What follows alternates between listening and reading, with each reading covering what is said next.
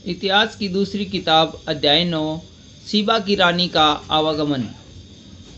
जब सीबा की रानी ने सुलेमान की कीर्ति सुनी तब वह कठिन कठिन प्रश्नों से उसकी परीक्षा करने के लिए यरूशलेम को चली।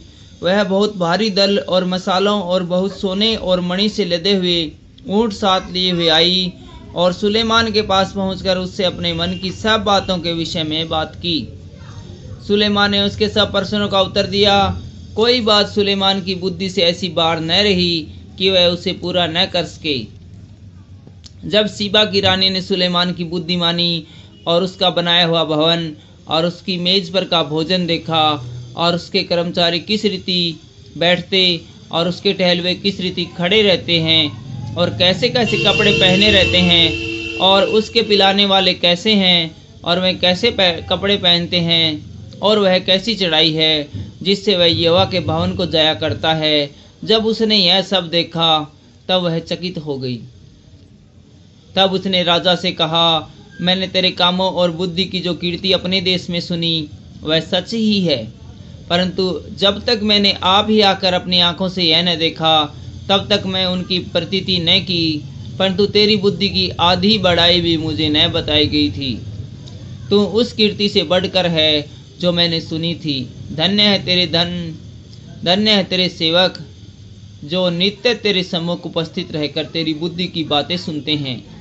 धन्य है तेरा परमेश्वर यहोवा जो तुझसे ऐसा प्रसन्न हुआ कि तुझे अपनी राजगद्दी पर इसलिए विराजमान किया कि तू अपने परमेश्वर यहोवा की ओर से राज्य करे।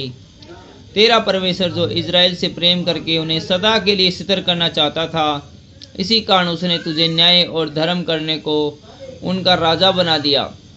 उसने राजा को 120 की कार सोना, बहुत सा सुगंध द्रव्य और मणि दिए। जैसे सुगंध द्रव्य सीबा की रानी ने राजा सुलेमान को दिए वैसे देखने में नहीं आए।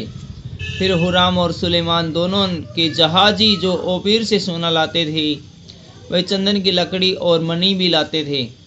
राजा ने चंदन की लकड़ी से यहोवा के भवन और राजभवन के लिए चबूतरे और गायकों के लिए वीणाएं और सारंगियाँ बनाई। ऐसी वस्तुएं उससे पहले यहूदा देश में देखी न पड़ी थी। फिर सीबा की रानी ने जो कुछ चाहा वह राजा सुलेमान ने उसको उसकी इच्छा के अनुसार दिया। यह उससे अधिक था जो वह राजा के पास ले आई थी। तब वह अपने जनों समेत अपने देश को लौट गई। राजा सुलेमान का ऐश्वर्य। जो सोना प्रतिवर्ष सुलेमान के पास पहुंचा करता था उसकी तोल 666 की कार था। यह उससे अधिक था जो सौदागर और व्यापारी लाते थे।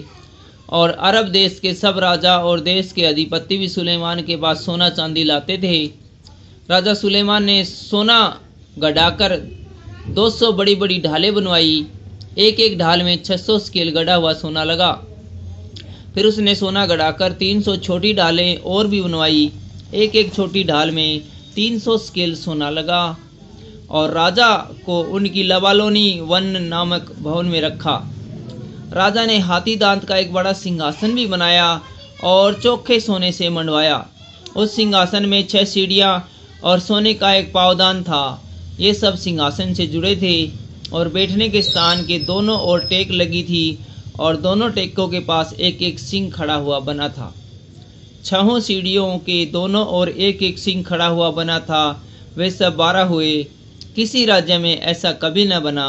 राजा सुलेमान के पीने के सब पात्र सोने के थे और लबालोनी वन नामक भवन के सब पात्र भी चोखे सोने के थे।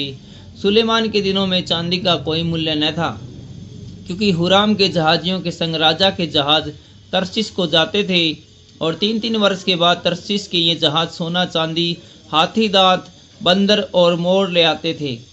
यूँ राजा सुलेमान धन और बुद्धि में पृथ्वी के सब राजाओं से बढ़कर हो गया।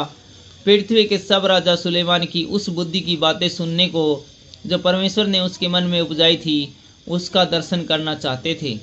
वे प्रतिवर्ष अपनी अपनी भेंटें अर्थात चांदी और सोने के पात्र, वस्त्र, शस्त्र, सुगंध, घोड़े और खच्चर ले आते थे। अपने घोड़े और रथों के लिए सुलेमान के 4000 घुड़साल और 12000 घुड़सवार भी थे। उनको उसने रथों के नगरों में और यरूशलेम में राजा के पास ठहरा रखा। वह महानद से ले फलिस्तियों के देश और मिस्र की सीमा तक के सब राजाओं पर प्रभुता करता था।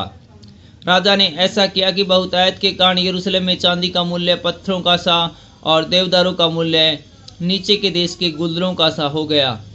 लोग मिस्र से और अन्य सभी देशों से सुलेमान के लिए घोड़े लाते थे। सुलेमान राजा की मृत्यु।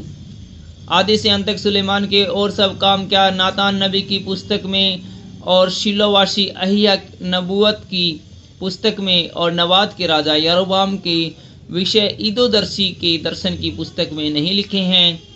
सुलेमान ने यरूशलेम में सारे इजराइल पर 40 वर्ष तक राज्य किया।